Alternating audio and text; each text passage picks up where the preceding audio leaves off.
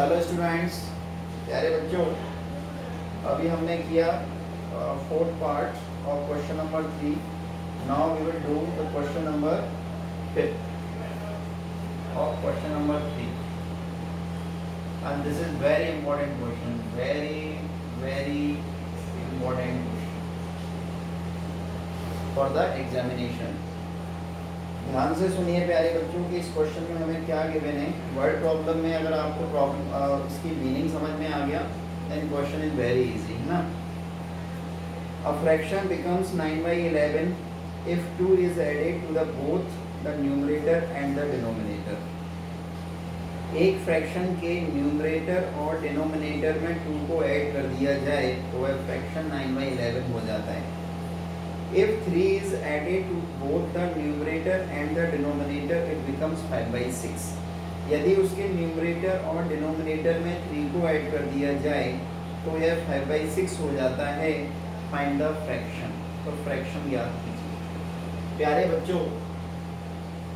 हम सभी जानते हैं कि फ्रैक्शन का मीनिंग होता है a number which is in the form of p upon q. Means numerator upon denominator form में जो नंबर होता है वो फ्रैक्शन होता है, यानी न्यूमरेटर भी होगा उसमें और डिनोमिनेटर भी होगा. तो फ्रैक्शन फाइंड करने के लिए हम न्यूमरेटर और डिनोमिनेटर को लेट कर लेते हैं. तो let the numerator be x and the denominator be y.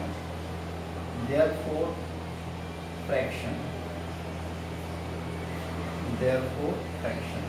तो फ्रैक्शन क्या होगा? न्यूमरेटर अपॉन डिनोमिनेटर यानी x अपॉन y. अब देखिए प्यारे बच्चों, अकॉर्डिंग टू क्वेश्चन हमें ये बोला गया है फर्स्ट कंडीशन में कि if 2 is added to the numerator and denominator both. यदि न्यूमरेटर में और डिनोमिनेटर में 2 को ऐड कर दिया जाए तो हमने x में भी 2 को ऐड कर दिया, y में भी हमने 2 को ऐड कर दिया, तो फ्रैक्शन कितना हो जाता है? 9/11. तो फ्रैक्शन हो जाता है 9/11. प्यारे बच्चों, अब इसको सॉल्व कर लेते हैं. क्या करें? क्रॉस मल्टीप्लाइंग, है ना. तो x प्लस 2 का मल्टीप्लाई किससे होगा? 11 से. 11 into x plus 2 equal to y plus 2 का मल्टीप्लाई किससे होगा? 9 से. 9 इंटू y प्लस 2 मल्टीप्लाई करें तो 11x plus 11 to the 22, 9y plus 9 to the 18. तो 11x इस 9y को इधर लेके आइए, माइनस का 9y हो गया. 22 को उधर ले जाइए, 18 minus 22. 11x minus 9y equal to -4. Equation first. प्यारे बच्चों, फर्स्ट कंडीशन का यूज़ करके हमने फर्स्ट इक्वेशन बना ली. अब हम सेकंड कंडीशन का यूज़ करेंगे. अगेन अकॉर्डिंग टू क्वेश्चन, है ना. अगेन यानी दोबारा से as according to question. Question में क्या दिया है? तो सेकंड कंडीशन दी है if 3 is added to the both numerator and denominator. यानी न्यूमरेटर और डिनोमिनेटर में, यानी न्यूमरेटर और डिनोमिनेटर दोनों में 3 को ऐड कर दिया जाए तो करो. x plus 3 upon y plus 3 equal to fraction कितनी हो जाती है? 5/6. 5/6. प्यारे बच्चों, तो इसको भी करने का तरीका simple, by cross multiplying. Cross multiply कर दीजिए. क्रॉस मल्टीप्लाई करेंगे तो 6 multiply x plus 3 equal to 5 multiply y plus 3, है ना. इसको सॉल्व कीजिए. मल्टीप्लाई करो. 6 into x 6x, 6 into 3 18, 5y plus 5 3 15. अब क्या करें? अब एक इक्वेशन बनाते हैं. तो देखिए यहाँ से सेकंड इक्वेशन बन जाएगी.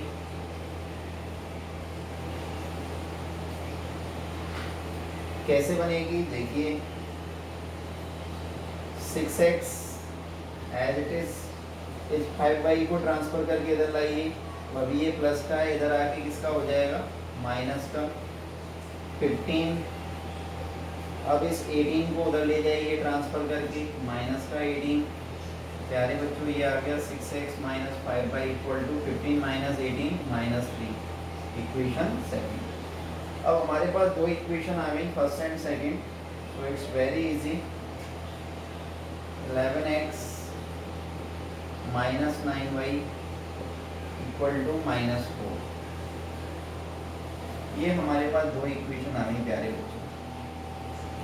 अब हमें इन दोनों इक्वेशंस को सब्स्टिट्यूशन मेथड से सॉल्व करना है, और मैं समझता हूँ कि सब्स्टिट्यूशन मेथड में अब किसी भी बच्चे को कोई प्रॉब्लम नहीं होगी।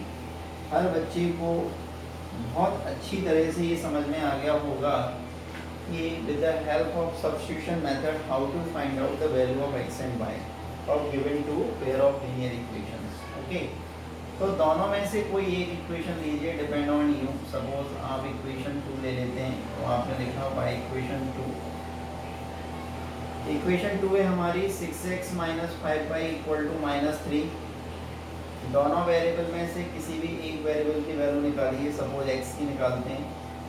6x इक्वल टू माइनस 3, ये उधर जाएगा, नेगेटिव है पॉजिटिव हो जाएगा, तो therefore x equal to minus 3 plus 5y upon 6।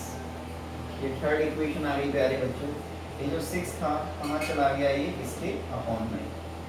अब ध्यान देने वाली बात कभी मत भूलना, ये x की वैल्यू आपने किससे निकाली है, सेकंड इक्वेशन से, तो आप इसको किस में रखेंगे, फर्स्ट इक्वेशन में। तो रखिए y इक्वेशन फर्स्ट इक्वेशन है हमारी 11x minus 9y equal to minus 4। 11 into, अब आपको x की जगह पे क्या रखना है, x की value minus 3 plus 5y upon 6 minus 9y equal to minus 4। Solve कीजिए, 11 से 6 को नहीं काट सकते, इसलिए मल्टीप्लाई करेंगे। 11 3 ज़ा 33, 11 5 ज़ा 55y upon 6 minus 9y equal to minus 4। प्यारे बच्चों, अब हमें इसे सॉल्व करना है। इसको सॉल्व करने के लिए इसके अपॉन में 1 लेना पड़ेगा। अब हम एलसीएम लेंगे, तो 6 का और 1 का एलसीएम कितना आएगा, 6। ठीक है, तो 6 में 6 का डिवाइड करेंगे, 1 टाइम जाएगा, 1 का इसे मल्टीप्लाई करेंगे, एज इट इज आएगा 33 प्लस 55y माइनस 6 का मल्टीप्लाई 9y से होगा, तो 6 9 या 54 इक्वल टू माइनस का 4। अब क्या करें, अब हम इसको रब कर देते हैं।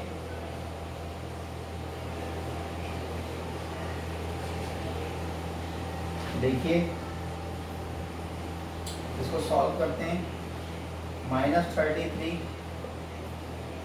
प्लस 55 माइनस 54 प्लस का y, ठीक है, अपॉन 6, अपॉन में 6 भी है, equal to minus 4।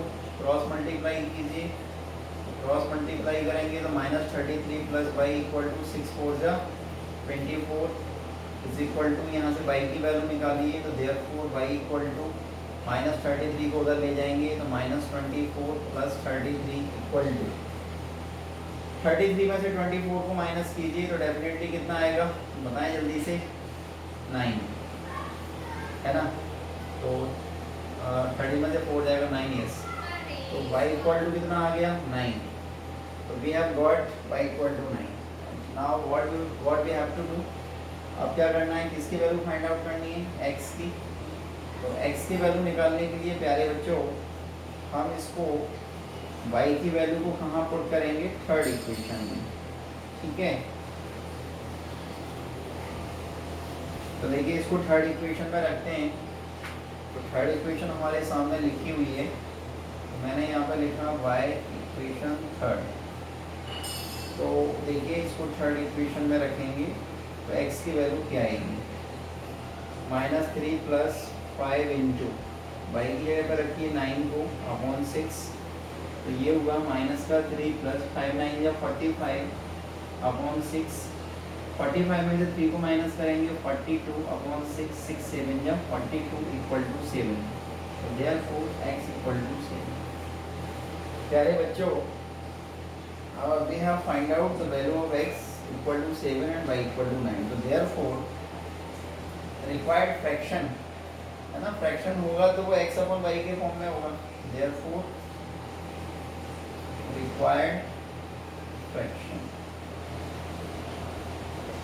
equal to x upon y, x की वैल्यू कितनी है 7 और y की वैल्यू कितनी है 9, तो this is our answer. Okay, let's check the answer whether our answer is correct or not, so definitely it will be 100% correct, but verify कर लेते हैं एक बार। तो 3.3 यस 7/9 बिल्कुल सही है, करेक्ट आंसर है एकदम। ठीक है प्यारे बच्चों, now last question of this exercise है ना, 6th part of question number 3, देखते हैं कैसे करेंगे।